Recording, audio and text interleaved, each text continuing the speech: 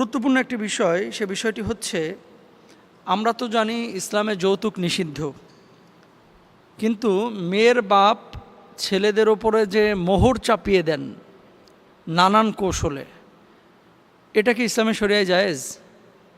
তাহলে দুটো বিষয়।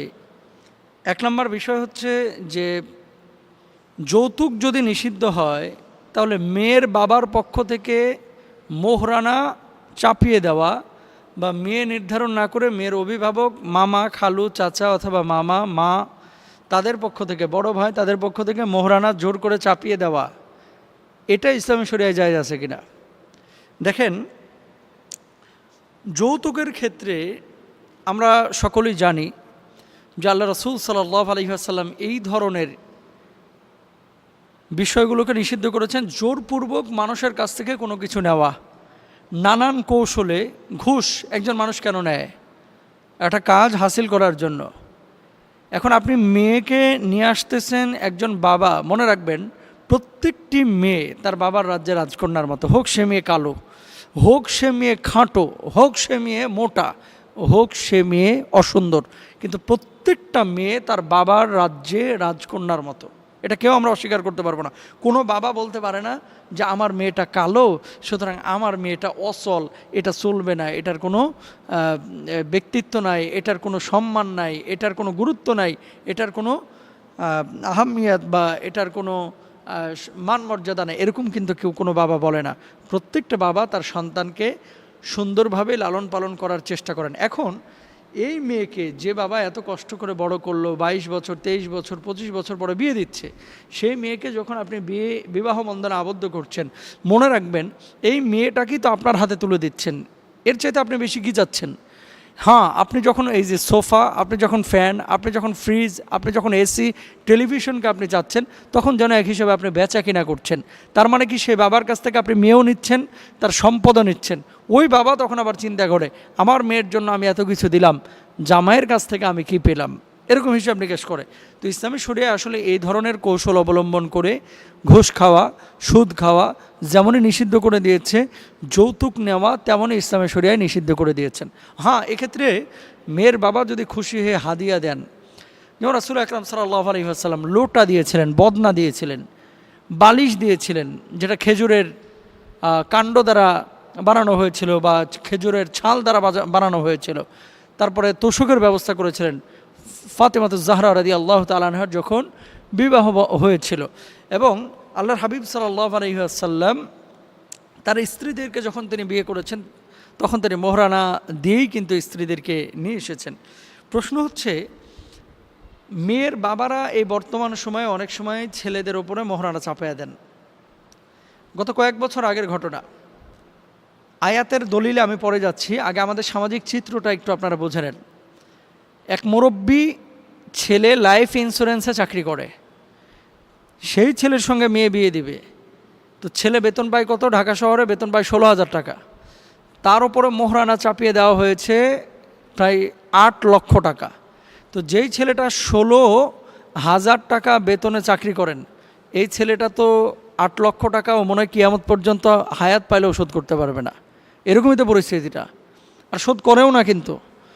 তাহলে ওই বাবাকে যখন জিজ্ঞেস করা হলো যে আপনি জানেন যে ছেলেটা 16,000 টাকা বেতন পায়, তার উপর 8 লক্ষ টাকা মোহরানা আপনি কেন চাপিয়ে দিলেন?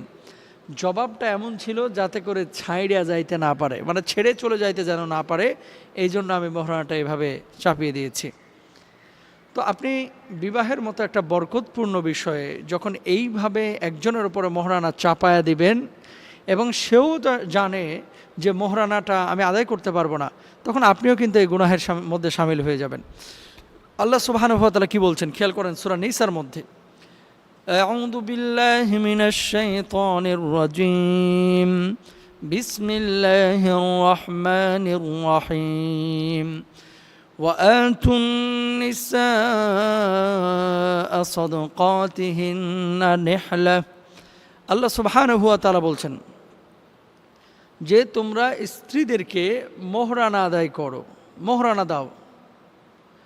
আল্লাহ সুবহানাহু ওয়া তাআলা মোহরানা আদায় করতে বলেছেন। রাসূল আকরাম সাল্লাল্লাহু আলাইহি ওয়াসাল্লাম বলছেন, লা মোহরা দুনা 10 দারাহিম, 10 দিরহামের নিচে কোনো মোহরানা গ্রহণযোগ্য হয় না।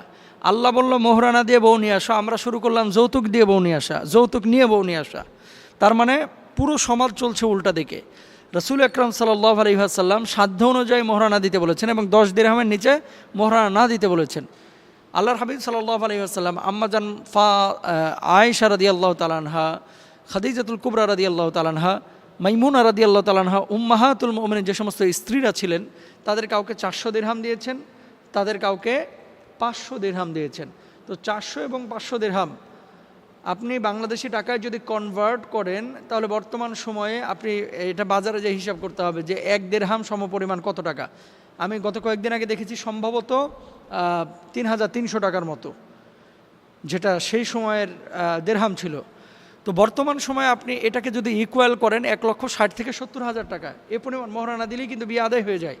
কিন্তু আমাদের সমাজে কাজিনরা কি বলবে, পারিপার্শ্বিক অবস্থা চিন্তা করে আমরা কি করি, খুব মানে নিজেকে বড় করে প্রকাশ করতে যে আমার জামাই 50,01,001 টাকা মোহরানা কমপ্লিট করেছেন বা আদায় করেছেন।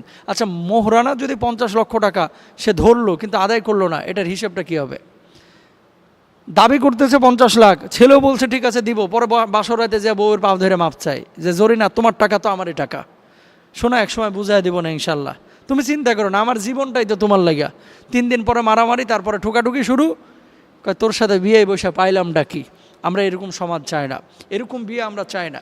এরকম বিয়েগুলোর মধ্যে কোনো বারাকা থাকে না, বরকত থাকে না। আসুন আমরা যৌতুককে না বলি, মোহরানাটা মেয়ের বাবা মা যদি জোর করে চাপায় দেয় অবশ্যই গুনাহগার হবে, বরং হাজব্যান্ডের সাথে মানে জামাইয়ের সাথে নেগোসিয়েশন করে আলোচনা করে যেটা তার সাধ্যে কুলায় এবং নগদ মোহরানা আদায় করতে পারে, সেটা 1.5 লাখ হোক, সেটা 2 লাখ হোক, 3 লাখ হোক, 50,000 টাকা হোক, বিয়ে হয়ে যাবে, সেটার মধ্যে বরকত থাকবে। কিন্তু কৌশল অবলম্বন করে এরাও কৌশলী ওরাও কৌশলী, এভাবে আসলে ইসলাম পছন্দ করে না। আল্লাহ তাআলা আমাদেরকে বোঝার তৌফিক দান করুন, আমিন।